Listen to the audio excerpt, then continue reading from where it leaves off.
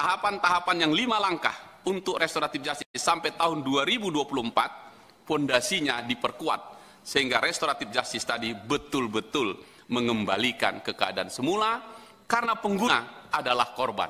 Korban adalah orang sakit diobati, bukan dipenjara. Terima kasih pimpinan. Pak Inca Panjaitan, izin apa? Memang terkait tentang RJ narkoba. RJ narkoba ini memang ide terakhir yang kami buat, karena memang titik beratnya adalah bahwa mereka adalah korban. Korban itu tempatnya tidak di lembaga pemasyarakatan. Korban adalah tempatnya di tempat rehab. Karena terapinya akan lain antara tempat rehab dan dengan di LP. Itu terapinya lain, dan maka saya fokuskan. Tidak ada lagi pengguna. Pengguna adalah korban masuk ke LP. Maka kami lakukan itu, Bapak.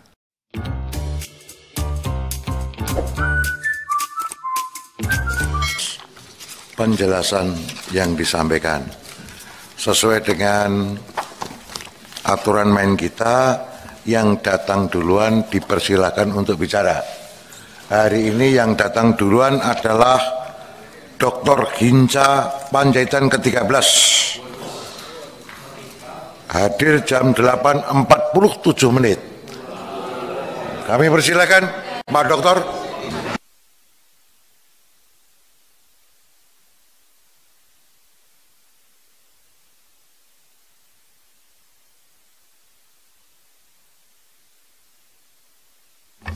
Terima kasih pimpinan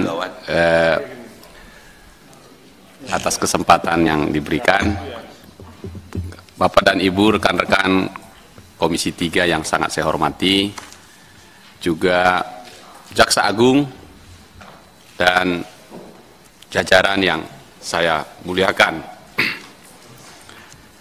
Pertama-tama saya ingin memulai dengan taat asas pada apa yang disampaikan pimpinan. 2 poin tadi, anggaran dan sumber daya manusia dan kaitannya dengan restoratif justice. Saya mulai dengan restoratif justice. Terima kasih pimpinan, ini tahun 2020. Di Komisi 3 inilah kita sampaikan gagasan RJ itu dengan kasus kakek Samirin. Dan hari ini dunia memberi penghargaan kepada Indonesia. Dan karena itu selamat untuk Indonesia dan Inggris yang mendapatkan penghargaan di Georgia bulan lalu.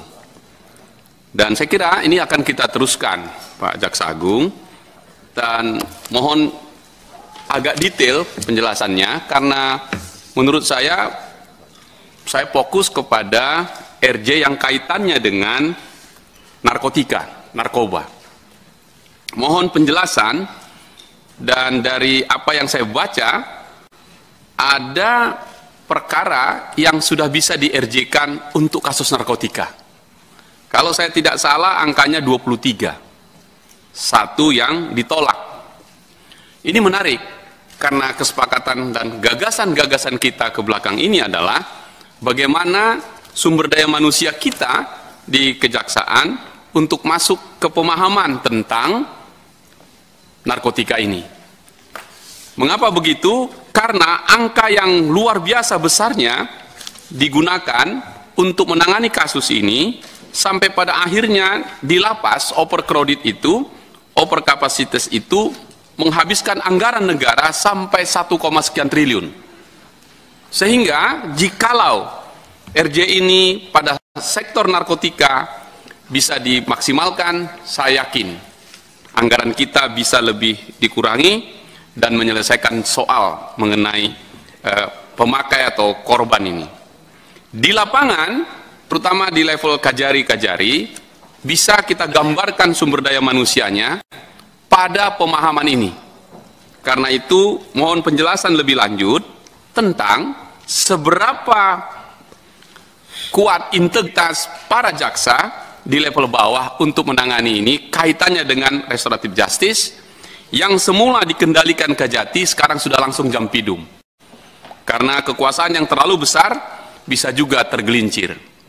Tapi saya kira hasil yang kita hadapi ini bagus untuk kita lanjutkan.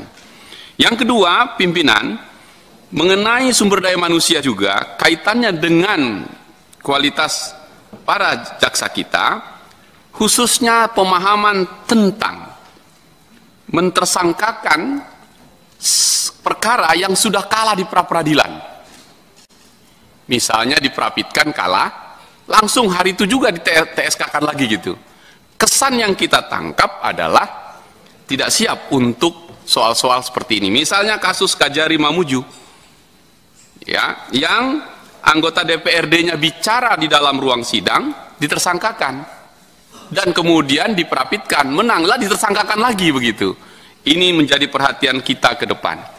Kaitan dengan sumber daya manusia ini dengan anggaran kita untuk RJ juga di PIDUM 238 miliar itu termasuk RJ. Dan angka-angka yang disampaikan perkara yang sudah diselesaikan besar sekali. Pertanyaan saya adalah, kaitan dengan anggaran dan sumber daya manusia kita, apakah politik anggaran kita berbasiskan pada kuantiti kasus? Kuantiti kasus. Apakah 238 miliar itu berapa target kasusnya? Sehingga hampir di semua Kajari misalnya, satu PIDUM berapa kasusnya per tahun?